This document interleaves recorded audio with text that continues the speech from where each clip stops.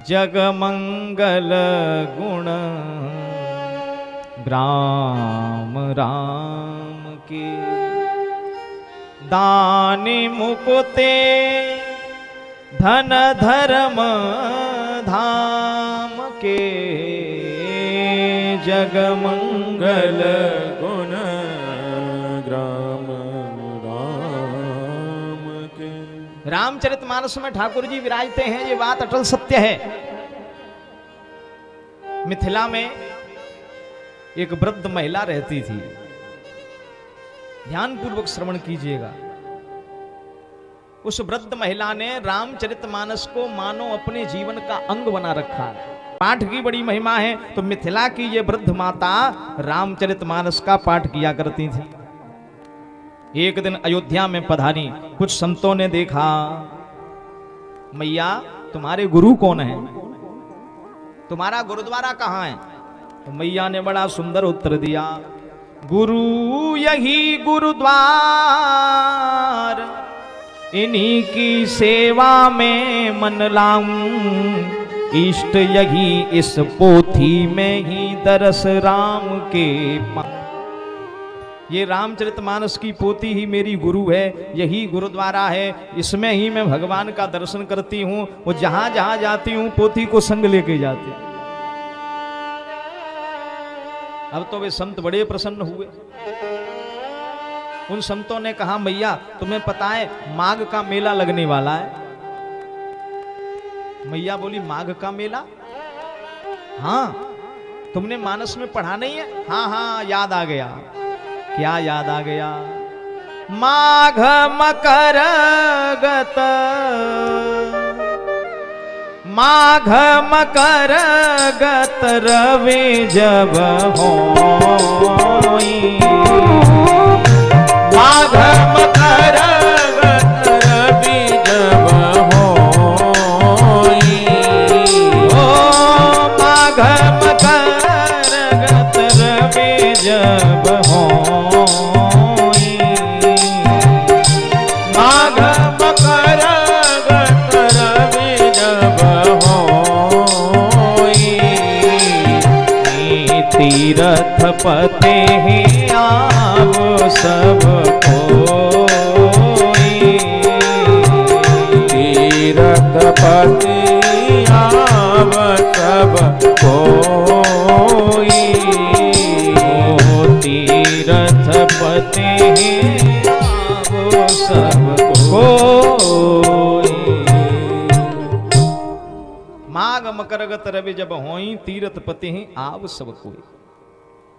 माघ के महीने में जब मकर राशि में सूर्य का प्रवेश होता है, मकर संक्रांति के शुभ अवसर पर इस पावन महीने में सब लोग प्रयागराज की भूमि में जाते हैं। संतों ने कहा, आप चलोगी? मैया कहती हैं, बिल्कुल चलेंगे। तो उन संतों के साथ में वो मैया भी मिथिला से पहले अयोध्या आई थी और अब अयोध्या से प्रयागराज के लिए जा रही है। ध्यान देकर के श्रवण करें।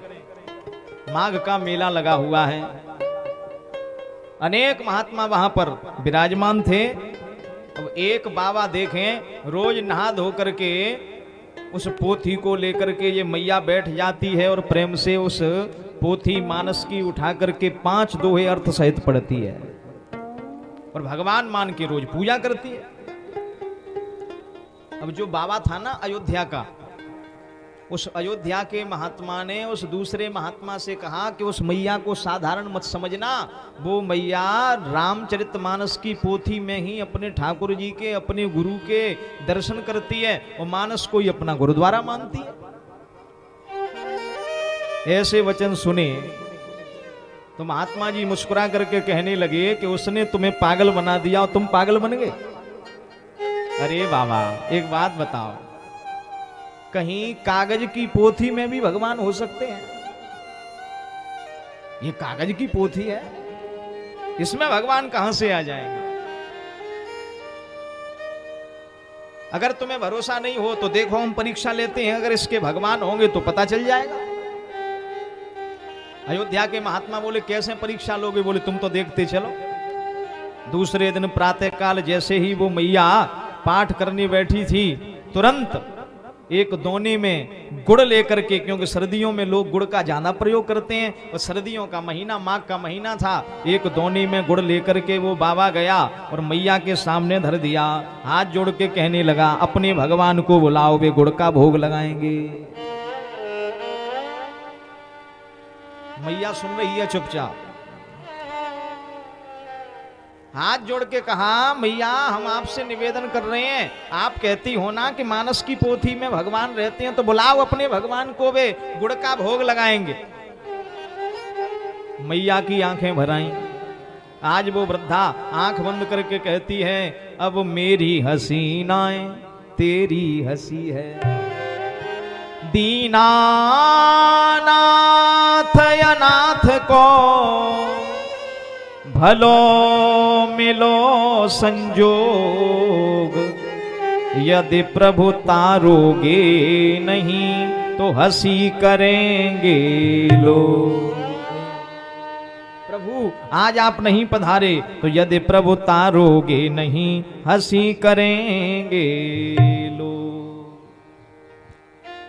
आज आप नहीं पधारे तो अनर्थ हो जाएगा, इस गुड़ का भोग आपको लगाना पड़ेगा। जैसे ही प्रणाम किया, वे रामचरितमानस के जो पन्ने हैं धीरे धीरे फड़फड़ाने लगे अपने आप, जबकि वहां हवा नहीं चल रही थी। और जैसे ही फड़फड़ाने लगे, संत तो अचंभे में पड़ गए। श्रवणों से स्पष्ट दृष्टि जागृत सो देख रहे, वो ग्रंथ के पृष्ठ क्षण एक फड़फड़ा गए। पृष्ठ भय शांत तीनों वेंस कांत युत, वो वृद्धा के समीप ही प्रगट होए आ गए। राम बाम दिस जानकी लखन दाहिनी ओर, ध्यान सकल कल्याणमय सुर तरु तुलसी तोर। बोल सीताराम भगवान की जय हो। आज तीनों रूपों में मैं हनुमान जी के, राम लक्ष्मण जानकी और बजरंगबली जैसे ही पधारे, गुड़ में से सबने भोग लगाया। वो संत अचंभे में देख रहा। धन धन विनीतवा वृद्धा को भक्ति भाव, जाके करसों प्रसाद हु प्रभु पा गए। करके प्रणाम माथ दीनों मही में टेक, वो एक साथ ग्रंथ में स्वरूप सब समा गए। एक साथ ग्रंथ में स्वरूप सब समा गए। धन्य है उस वृद्धा का भाव। गुड़ का भोग लगाया संत के सामने ही, और तीनों स्वरूप में हनुमान जी के रामचरितमानस की पोथी में समा गए। धन धन विनीतवा वृद्धा को भक्ति भाव, जाके करसों प्रसाद प्रभु पा गए। वक्ता बन बन के सृजे कितनों ने धन धाम, पर ऐसे प्रेमिन को मिलत रामायण में राम।